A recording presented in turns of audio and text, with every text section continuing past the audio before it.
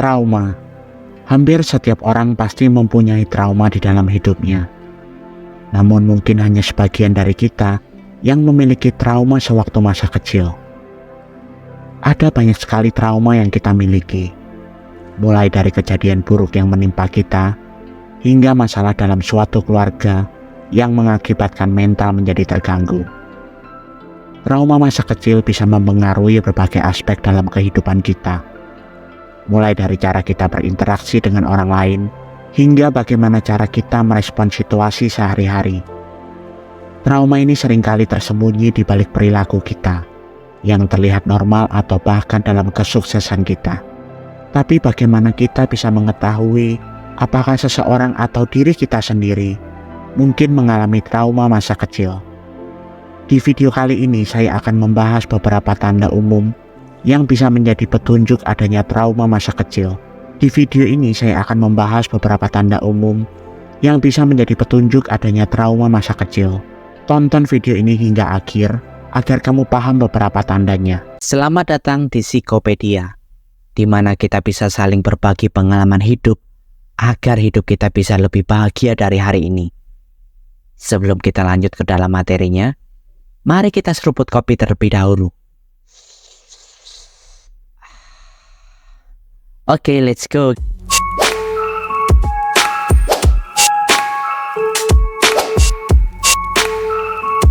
Masa kecil adalah waktu yang penuh dengan pengalaman berharga, baik itu menyenangkan maupun menantang. Namun tidak semua anak mengalami masa kecil yang ideal. Bagi sebagian orang, masa kecil bisa menjadi sumber trauma yang meninggalkan bekas hingga dewasa. Trauma yang didapatkan di masa kecil akan dapat berpengaruh pada kehidupan kita dewasa ini. Ada banyak hal yang membentuk karakter dan pribadi kita. Tentu itu semua pengaruh dari seberapa bahagia hidup kita di masa kecil.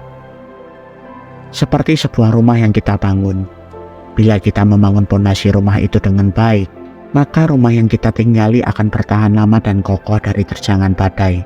Namun bila kita membangun pondasi rumah secara asal-asalan, mungkin hanya beberapa tahun rumah itu kita tinggali akan mudah roboh dan rusak. Begitu juga dengan mental kita. Bila mental kita sudah rusak dan rapuh pada masa kecil, hal itu akan terbawa pada kehidupan kita ketika dewasa. Jadi tanda apa sajakah yang perlu kita perhatikan untuk mengetahui kita mempunyai trauma masa kecil? Pertama, kamu kesulitan menjalin hubungan dekat.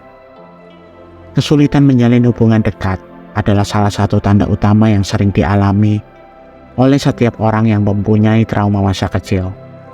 Hal ini diperparah karena mungkin orang yang melakukan itu adalah orang yang dia sangat percaya, seperti orang tua atau pengasuhnya.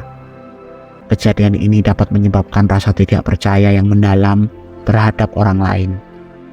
Orang yang mengalami hal ini mungkin merasa sulit untuk mempercayai niat baik orang lain. Mereka akan selalu curiga bahwa mereka akan disakiti atau dikhianati lagi. Trauma ini berkaitan dengan kondisi emosional seseorang. Trauma yang pernah mereka rasakan dapat memicu kenangan atau perasaan buruk masa lalu, sehingga mereka merasa rentan atau takut bila orang lain akan menyakiti atau meninggalkan mereka lagi. Jadi jangan heran bila kamu bertemu dengan orang seperti ini. Bukannya mereka tidak mau didekati atau diajak berhubungan serius, mungkin ada trauma yang pernah dia rasakan dulu, yang membuatnya sekarang lebih memilih untuk sendiri dulu.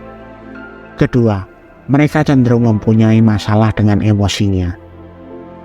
Masalah emosi adalah salah satu dampak yang paling umum dan signifikan dari trauma masa kecil. Trauma yang dialami selama masa kanak-kanak dapat mempengaruhi cara seseorang merasakan, mengelola, dan mengekspresikan emosi mereka di kemudian hari. Orang dengan trauma ini mempunyai rasa cemas dan rasa takut yang berlebihan. Secara emosi, mereka bukan tipe orang yang stabil. Mereka bisa secara tiba-tiba merasa takut dan cemas. Orang yang mempunyai trauma sering mengalami mood swing, di mana mereka terkadang bisa sangat bahagia yang berlebihan, dan dalam waktu singkat mereka bisa saja sangat sedih atau marah, tanpa ada alasan yang jelas. Kita tidak akan bisa memprediksi kondisi emosi orang seperti ini. Karena perubahan emosi yang tidak stabil ini mereka bisa saja bereaksi berlebihan terhadap hal yang tampaknya sepele. Mereka yang mempunyai masalah ini akan sangat sulit untuk mengendalikan emosi mereka sendiri dan tidak tahu cara mengatur emosinya. Selain itu, orang dengan trauma akan mempunyai perasaan tidak layak. Mereka berpikir tipe orang seperti mereka ini sangatlah tidak layak untuk mendapatkan kebahagiaan dan cinta. Pemikiran seperti ini yang akan memperparah trauma mereka di masa depan. Ketika kamu bertemu dengan orang seperti ini, kamu harus sedikit bersabar untuk berinteraksi dengan mereka. Karena mereka akan sangat mudah sekali tersinggung oleh ucapan orang lain yang mungkin berhubungan dengan dia. Mereka adalah tipe orang yang pendiam, perasa dan sensitif terhadap ucapan dan perilaku orang lain terhadap dirinya. Ketiga, mereka selalu merasa rendah diri. Perasaan rendah diri adalah salah satu dampak signifikan dari trauma masa kecil. Pengalaman negatif selama masa kanak-kanak dapat membentuk pandangan seseorang terhadap dirinya sendiri, menyebabkan mereka merasa tidak berharga dan memiliki harga diri yang rendah. Anak-anak yang tidak menerima dukungan emosional yang memadai dari orang tua atau pengasuh mereka seringkali merasa bahwa mereka tidak layak mendapatkan cinta dan perhatian. Ketika kebutuhan emosional mereka diabaikan, mereka bisa mengartikan perasaan ini sebagai bukti bahwa mereka tidak berharga. Ketika anak-anak sering dikritik, dihukum atau ditolak oleh orang tua atau figur lainnya, dapat mengembangkan pandangan negatif terhadap diri mereka sendiri. Kritikan yang berlebihan atau penolakan yang terus-menerus dapat menghancurkan harga diri mereka dan membuat mereka merasa bahwa mereka tidak pernah dicintai. Orang tua sangat berperan penting dalam pembentukan karakter dan mental sang anak dari kecil.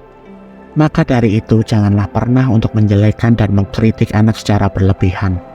Berikan mereka dukungan dan pujian agar mereka dapat belajar dari kesalahan dan kekalahan, supaya di kemudian hari mereka bisa menjadi pribadi yang lebih tangguh.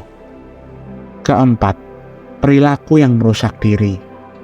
Perilaku merusak diri sendiri adalah salah satu cara di mana seseorang dengan trauma masa kecil mencoba mengatasi atau melarikan diri dari rasa sakit emosional yang mendalam.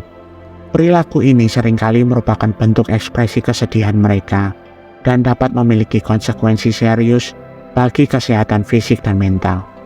Banyak individu yang mengalami trauma masa kecil menggunakan alkohol atau obat terlarang untuk menghindari atau menumpahkan rasa sakit emosional yang mereka rasakan. Zat-zat ini bisa memberikan pelarian sementara dari kenangan traumatis. Penggunaan dalam jangka panjang dapat berkembang menjadi ketergantungan fisik dan psikologis, yang membuat mereka semakin sulit untuk berhenti, meskipun mereka menyadari dampak negatifnya. Selain menggunakan zat berbahaya, mereka mungkin akan melukai diri sendiri, seperti memotong atau membakar kulit. Dengan melakukan hal itu, bisa memberikan rasa kontrol atau pelepasan emosional mereka. Rasa sakit fisik seringkali menjadi cara untuk mengalihkan perhatian dari rasa sakit emosional yang lebih besar. Selain itu, mungkin beberapa orang dapat memukul diri sendiri atau menabrakkan diri ke benda keras sebagai bentuk pelepasan dari perasaan benci terhadap diri sendiri atau rasa bersalah yang mendalam. Semua hal ini mereka lakukan hanya untuk lari dari masalah sebenarnya, di mana ada luka yang begitu dalam di dalam hatinya, dan mereka mencoba mengalihkannya ke dalam hal-hal negatif. Kelima, perilaku regresif. Perilaku regresif adalah kembalinya seseorang ke perilaku yang lebih khas pada masa kanak-kanak. Ketika mereka menghadapi stres atau trauma, ini bisa berkaitan dengan tindakan, cara berbicara, atau pola pikir yang menyerupai cara kanak-kanak bereaksi terhadap situasi. Perilaku regresif sering berfungsi sebagai mekanisme pertahanan untuk menghadapi stres atau ketidaknyamanan.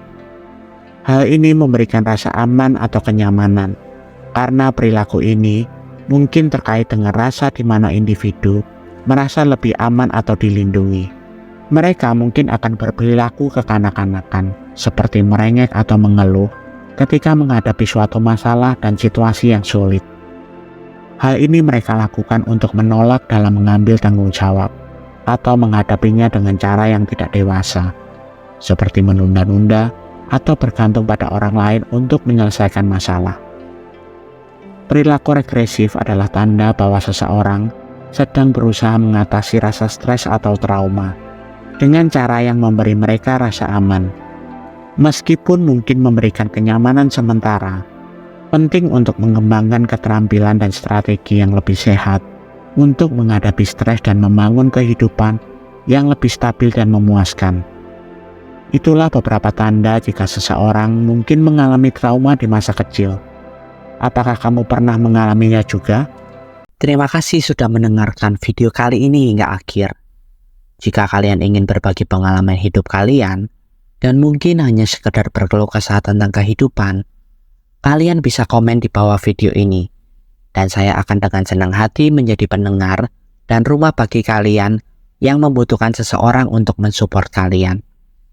Dan sertakan hashtag "Saya ingin hidup lebih bahagia" di setiap komen kalian. Sampai bertemu di video selanjutnya. Tuhan memberkati.